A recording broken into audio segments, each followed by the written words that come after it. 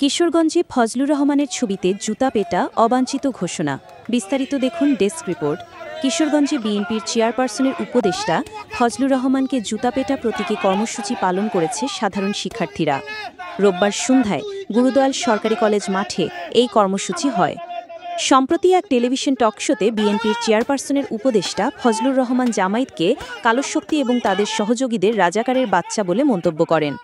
এছাড়া শেখ হাসিনার পতনের জন্য জামায়াত শিবিরকে দায়ী করেন তিনি।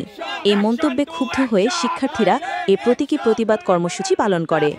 কর্মসূচিতে উপস্থিত ছিলেন বৈষম্যবিরোধী ছাত্র আন্দোলনের সাবেক আহ্বায়ক হাফিজ ইকরাম হোসেন, সাবেক সদস্য সচিব ফয়সল প্রিন্স সহ বিভিন্ন সংগঠনের নেতাকর্মীরা।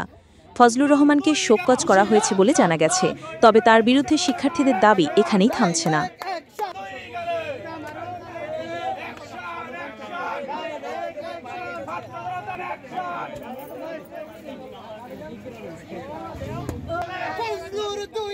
বিএনপির মুখোশ পরে তথাকথিত বিএনপি চেয়ারপারসনের উপদেষ্টা, যিনি গণ অভ্যুত্থানকে রীতিমতো 2 দিন পর পর হেয় প্রতিপন্ন করে যাচ্ছে।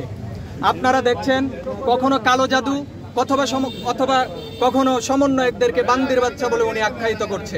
আমরা তো কিশোরগঞ্জের সন্তান, আমরা ওনার বিষয়ে জানি। উনি কোন মগা, এই মগাকে আমরা বলতে চাই, আপনাদেরকেও বলতে চাই, আমরা তো কিশোরগঞ্জের সন্তান।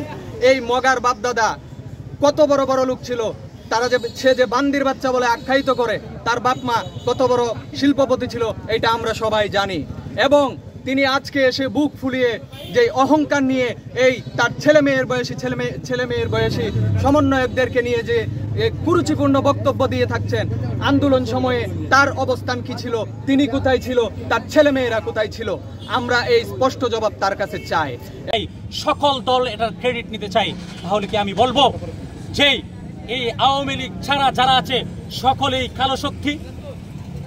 সকল দেশের মানুষ যদি এটার বিরুদ্ধে প্রতিবাদ না করে এবং অনতিবিলম্বে বিএনপির উচ্চ পর্যায় থেকে যদি এই ফজলুর রহমানের বিরুদ্ধে কোনো ধরনের ব্যবস্থা না হয়, তাহলে এটাই প্রতিষ্ঠিত হবে এই কালো শক্তির মাধ্যমেই 5 আগস্ট ঘটেছে।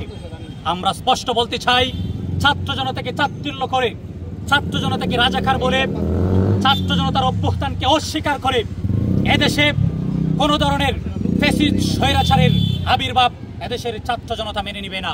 আজকের পর থেকে কিশোরগঞ্জ অবাঞ্ছিত ঘোষণা করা হলো, এবং যদি ওনার বিরুদ্ধে দেখলাম যে শোকজ দিয়েছেন, এর জন্য ধন্যবাদ জানাই বিএনপিকে। তবে আমরা শুধু শোকজেই আমরা শান্ত হচ্ছি না, ওনাকে অবশ্যই বহিষ্কার করতে হবে।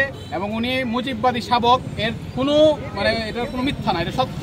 এবং উনি আওয়ামী এজেন্ডা বাস্তবায়ন করেছেন। আমার প্রশ্ন হচ্ছে, তারেক রহমান কি আসলে জানেন কিনা ওনার এই কর্মকাণ্ড সম্পর্কে, এই বিষয়টা আমরা নিশ্চিত না। উনি আজকে যে আমাদের যে 5 আগস্টের যে অভ্যুত্থানকে কালো শক্তি বলে অতিবাহিত করেছেন এবং অভ্যুত্থান যারা করেছে তাদেরকে রাজাকারের বাচ্চা বলেছেন, তারই প্রতিবাদে আজকে আমরা কিশোরগঞ্জের সাধারণ ছাত্র জনতা আজকে গুরুদয়াল সরকারি কলেজ মাঠে উপস্থিত হয়েছি এবং গণজুতা নিক্ষেপ কর্মসূচি পালন করছি।